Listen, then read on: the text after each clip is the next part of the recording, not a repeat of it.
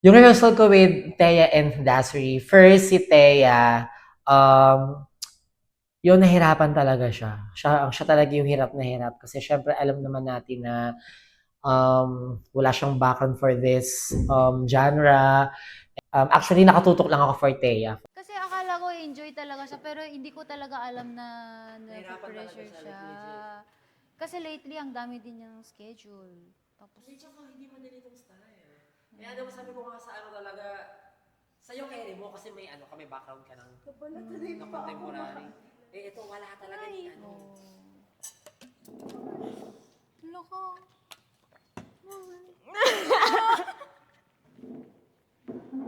Bakit? Bakit? Wala po. Okay, tara na. Doon na. Next na tayo. Wala tayong mararating pa ganyan. Nabahala mo yan, Thea. Na-frustrate ako sa sarili ko. Okay. Go lang, go lang.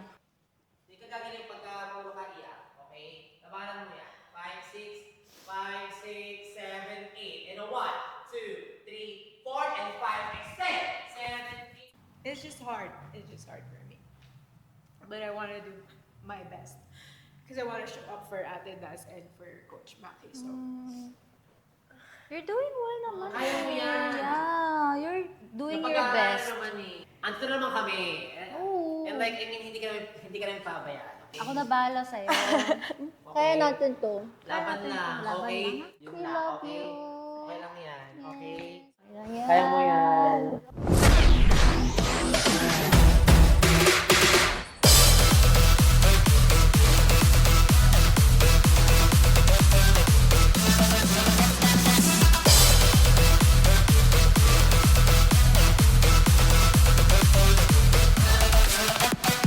Stars on the floor.